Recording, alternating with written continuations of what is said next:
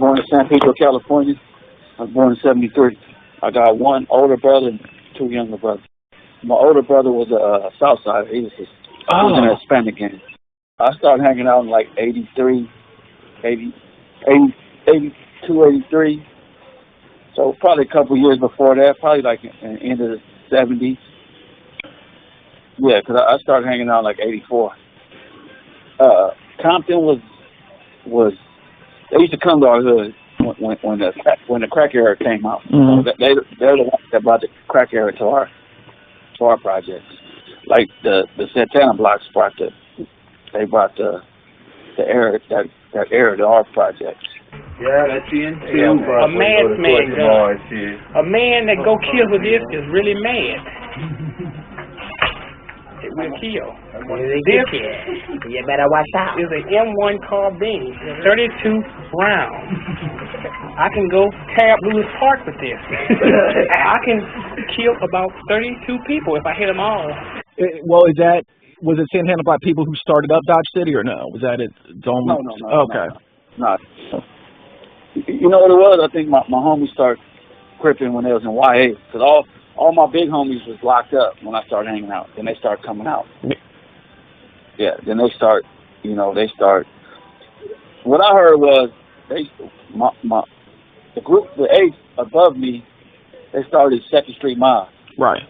And my homies came out the pen. They was like, "Nah, you can't be Second Street Mob because all the mob hoods are blood hoods, like the Lewis Park mob, so they might get us mixed up with." This is what I heard. So my homies, let's just start, Dodge City and like the Wild Wild West. And that's how our hood was. Yeah. The Wild Wild West. Well, damn. We never got along with nobody. And you was the third generation of that? Yeah, I was the third generation. Oh wow, okay. Like, it was my big homie, Crip, rest in peace, and all them. Then it was the Second Street mobs, which they made them stop the mob and just claim Dodge City. And it was us, the Dodge City Tiny Low.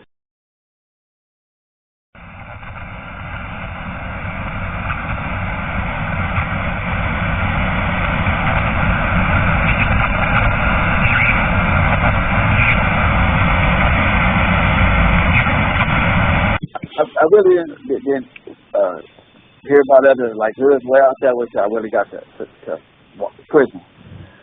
I guess because we was going to juvenile hall in young age, so we. Oh yeah. Plus my homies was going to juvenile hall on YA, so they was putting our hood on the map. My big homies, you know what I'm saying? Did you do YA, or did you have to go through all that, or? I never did YA. I went to camp straight to prison. I did LP Sancho Silmar camp. Then I got out and I went to the pen. Yeah. Now, YA, I went. Right. Yeah. Well, so in prison when you heard about it, were you like, what was your reaction to that? What were you thinking? I was just like, man, that shit crazy. There are all kind of different hoods, like. Yeah. Yeah, so I had moved to Sacramento for like a couple months, and I used to go to school with a lot of dudes from 29th Street. You heard of 29th Street? Yep. Garden Block. Garden Block, yeah. Yeah, I went to school with like 4 or 5. I forgot their name though. This was like 87. But yeah. Like I said, when you go to jail, you hear a lot of hoods you never heard of. Like like A-Tray Gangster in different counties and shit. I'm like, damn, up north, Hoover's up north. I'm like, oh, that shit crazy. Like if you Google, later on, if you ain't got nothing to do, Google Phil Jefferson. It's my homie from my hood that went to Denver like in the 80s. And it was him and two of his homies that started cripping out there. But I guess he didn't want him to claim Dodge, so they started like, what is it, San Diego, Rolling 40s out there or something. Well, if you Google Phil Jefferson, that pop up the whole story was like him. Phil Jefferson was my hood. He gave me my hood name. At issue this week, Colorado gangs. Those in the know say gangs are not just a metro problem anymore, and this week the state got involved. House Bill 1335 would fund a war on gangs to the tune of $2.3 million. It won committee approval this week with the help of police chiefs from outside Metro Denver.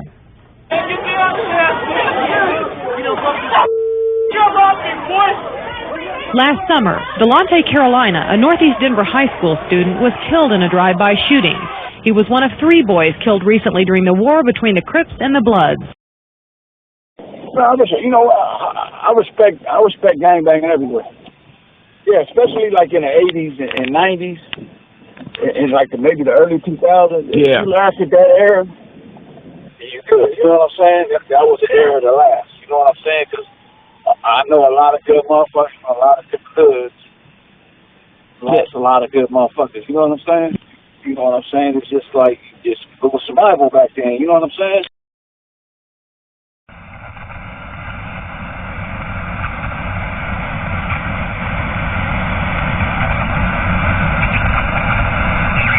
No. When I got to the pen, I had motherfuckers that didn't want me in their cell. Oh, wow. Yeah. But then I got motherfuckers that got mad at the people that didn't want me in their cell. Like, come on, here, yeah. You know what I'm saying? Yeah. But then I had motherfuckers be like, man, he can come in my cell. You know. Oh, bad. It's a lot of blacks that love that shit. Right. Like, damn, this motherfucker cripping. You know what I'm saying? Yeah. If you know, then I had and then I had people like, oh man, scared to have me in their cell because the repercussions. Right. All my cellies was, they had my back 100%. Every cellie I had my back 100%. Then you got the COs that look at you different, and you got, dudes that other Crips that look at you like, oh, he ain't black. Right. It's a little hard, but you got other dudes that love it. Like everybody from the Harbor area, like Insane 20s, Mac Mafia, all them, they had my back 100%. Or Harbor City, you know what I'm saying? Oh, that's love, yeah. Yeah, like when I got the reception, they was trying to put me in a cell with a dude from Hoover, and he was like, I don't want him in my cell. I don't want no problem. But the dude I came on the bus with, he was from IE. He was like, cuz, put him in my cell with me, cuz. Oh, like, yeah. But the dude from Hoover was like, nah, he can come in my cell. Now would that cause static? I think what happened was the homie from Compton talked to the dude from Hoover, and he was like, oh, cuz, come in my cell. I ain't tripping. My hardest time was in the county jail. When I hit the yard in prison, it's like I was on the yard with a lot of reputable motherfuckers that didn't mind jumping off. They didn't mind fighting. So when I got to the yard, it was like they showed me, they embraced me. You know what I'm saying? Right. It was just like, we're going to talk to, they people, and we, if anything happens, just take off, and we'll take off right behind you.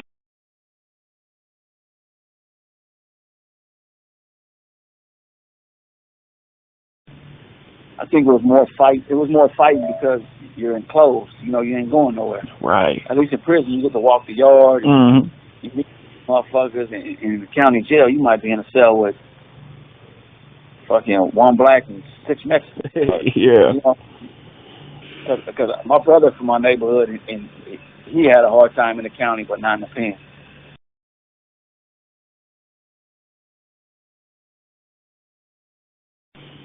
From the Mexicans. Okay. But they would just push up on me and be like, hey, where you from? Right. It wasn't too many white boys on the yard. It was probably a handful, and they didn't, I don't think they wanted no problems. You know what I'm saying? Right. But, I was, a couple white boy Crips rolled up while I was there, like the homie from Santana Block and this white boy from Insane, but I don't think the white boys really wanted no problem. What white boy from Santana Block? Which one? Man, I forgot his name. He was a country white boy. He was my silly. I forgot his name, but he was my silly for a couple months. The white boys never pushed up on us. Never said nothing to us. Never spoke to us. Nothing. No, but I'm talking about like the other white lokes that you met. Nah, the white boy from Santana Block. We moved in the cell together. We chilled. We was silly for like 8-9 months. Oh, nice. Yeah, we never. I forgot his name, man, but it was cool. The Santanas, they embraced him. Right. But we chilled for like 8 months, and I moved out the cell. I moved in the cell with this OG from A-Trade Gangster, and I did the rest of my time with him.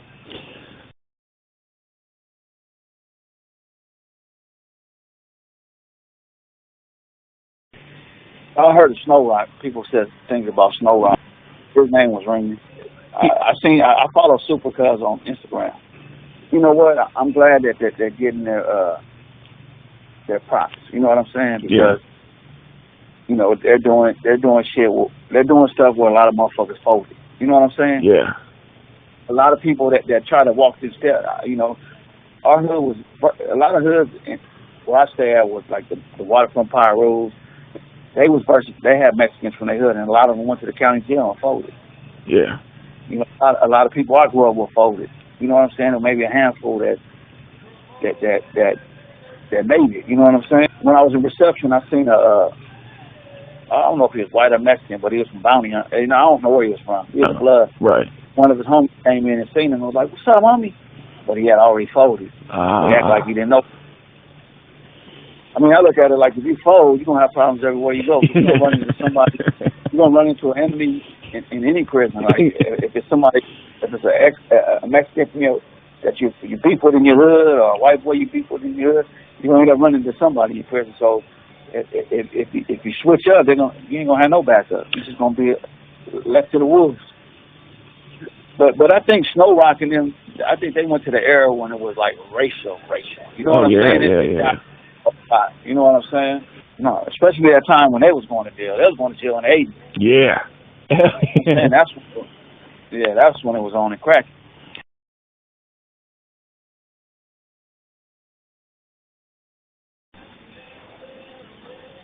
My mom was one of them moms where I love my son right or wrong, whatever he's doing.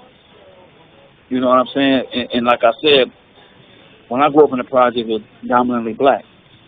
You know, so we'll all go to each other's house. My homies will come to my house. We'll go to my homie's house. We'll go to his grandma's house.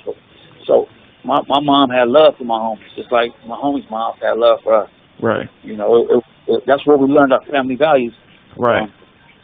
You know, when they say what's that thing, it takes a village to raise a child, or however that thing. Right. Yeah. It was like a village.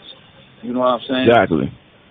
You know, you got people's grandma that'll take us in if we on the street after 10. Or if the police got us, they'll come outside and be like, "That's my nephew." Right. I'm white as fuck. Police like, "How's that your nephew?" You know what I'm saying? Oh yeah. But, you know, that's how it was. So our families didn't look at each other like, "Oh, he hanging around blacks, or he cripping." Now, will cops fuck around with you? Like, what you hanging around with them for? What you doing out here? Oh, yeah. The police used to do that shit. Yeah, they used to take me down there and whoop my ass. Call me nigger and everything.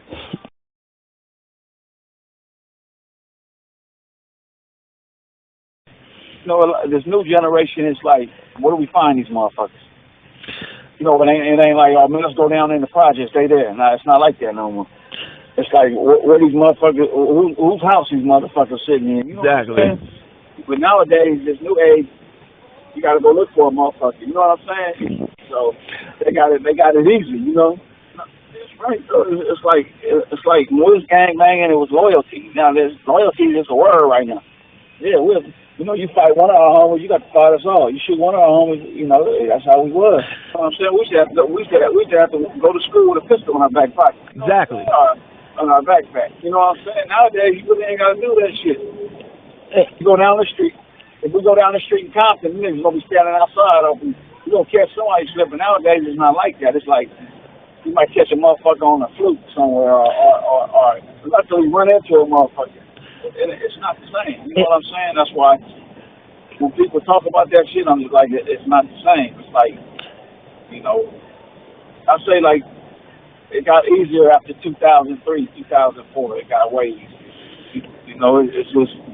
You know, back in the day, you know, your homie could be like, man, I'm gonna go to Burger King. You want something? You might not make it back. You might get gunned down at Burger King. Like my boy I'm in the picture with. My best friend got killed at Taco Bell. You know, that was devastating. You know what I'm saying? That was like one of my, you know, that shit hurt.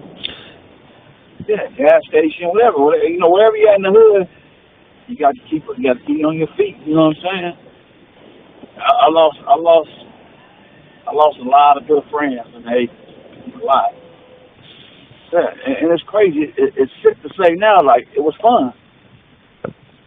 Yeah, you know, it's sick to say that shit was fun, and we was making money, and we was just doing what we was doing, you know what I'm saying?